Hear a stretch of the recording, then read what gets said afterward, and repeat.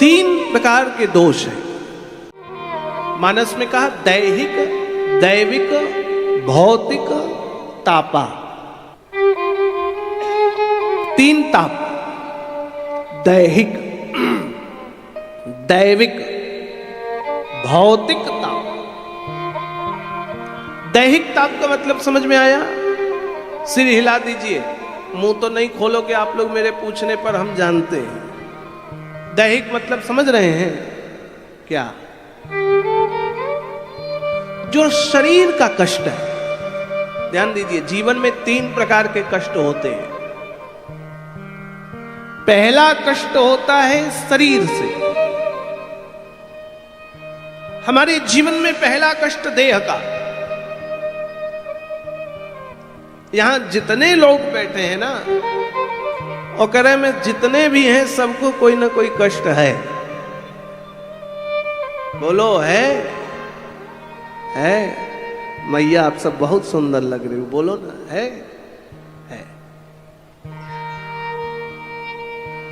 आप छोड़ो, हमको भी कोई ना कोई कष्ट ही। तो पहला कष्ट देह का, दैहिक, दैविक। दूसरा कष्ट होता है दैवीय आपदा। सुनिए ध्यान से, गाड़ी में चल रहे हैं, सामने से एक्सीडेंट हो गया, आपके हाथ में था क्या?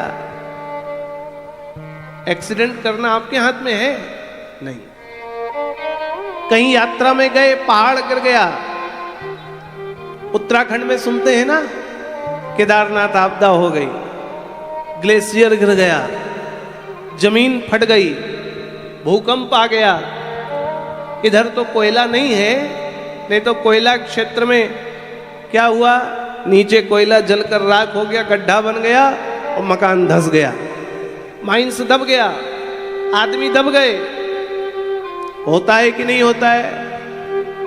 तो ये दैवीय आपदा है जो हमारे आपके हाथ में नहीं है। दैहिक, दैविक, भौतिक।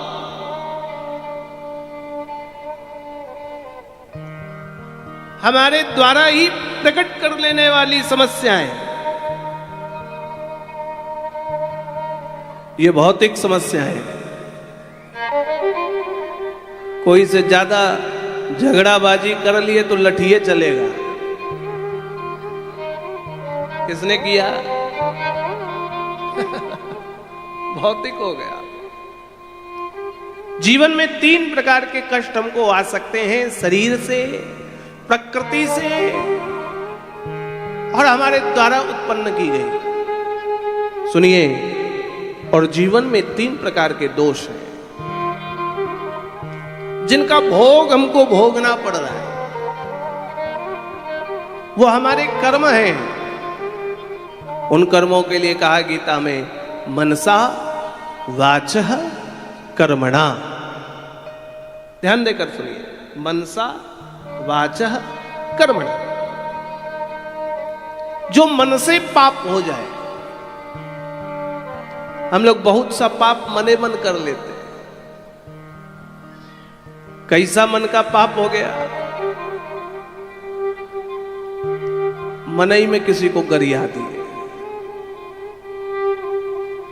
होता है कि नहीं? सासू माँ ने जेठानी की बड़ाई कर दी तो देवरानी इतना गुस्सा हो गई, मनई मन सासू को गरिया रही। मुंह के ऊपर तो बोल नहीं सकती। तो ये मन से पाप हुआ कि नहीं हुआ? किसी को गाली देना, किसी के लिए बुरा सोचना, किसी के लिए मन में बड़ा बुरा विचार लाना पाप है कि नहीं है? तो मन के द्वारा किया गया पाप भी हमको भोगना पड़ेगा। वाचः, वाणी का। कई लोगों का मुंह की जबान ऐसी होती है जैसे शब्द नहीं, गोली चल रही है। यहीं पांडालों में आप सब तो अभी तक ठीक ठाक दिख रहे हो, नहीं तो कई जगह तो घूसा भी चल जाएगा।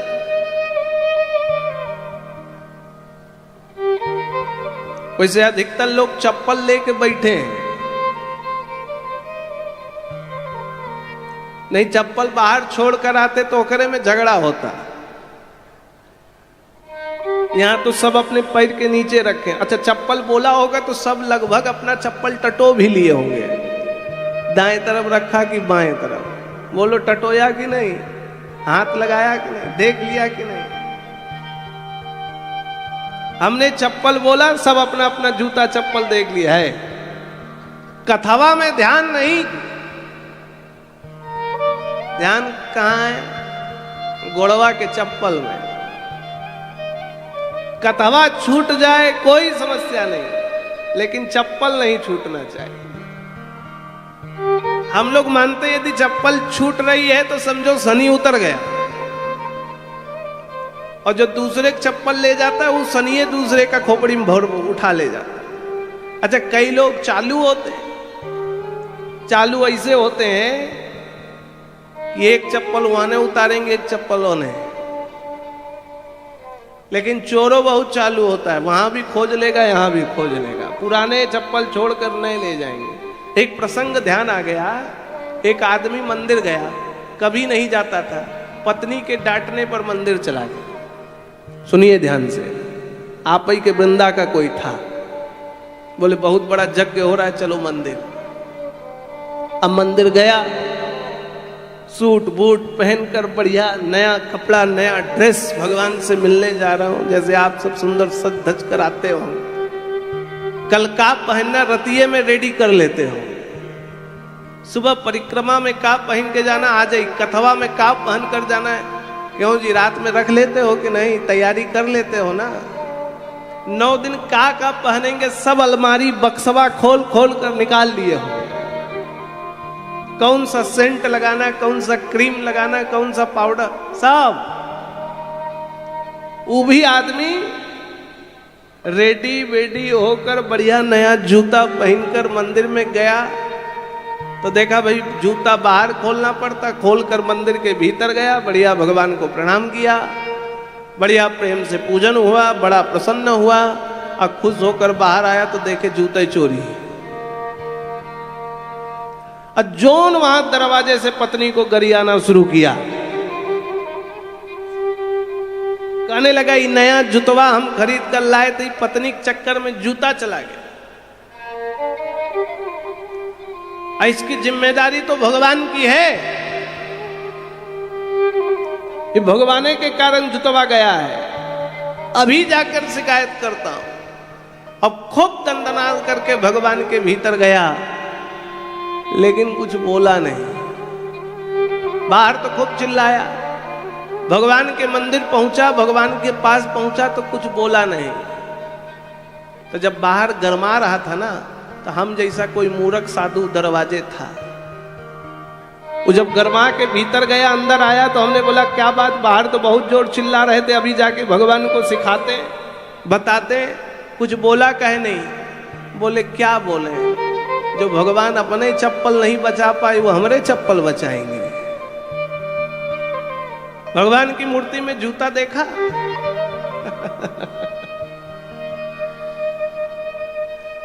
तो कई लोग कथा के पंडाल में आकर के कथावा में भी ध्यानवान अभी तक तो नहीं सुने, लेकिन कई बार ऐसा होता है कोई किसी का चैन चुरा लेता है। चप्पल तो छोड़ो, किसी का हार चला गया, किसी की पायल गिर गई, किसी का चाबी, किसी का फोन।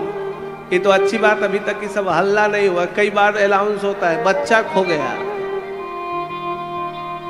2 कथा आगे हम चतरा में कथा कर रहे थे, यज्ञ चल रही थी, वहां 3 दिन यही अनाउंस हुआ, फलाने का बच्चा हरा गया।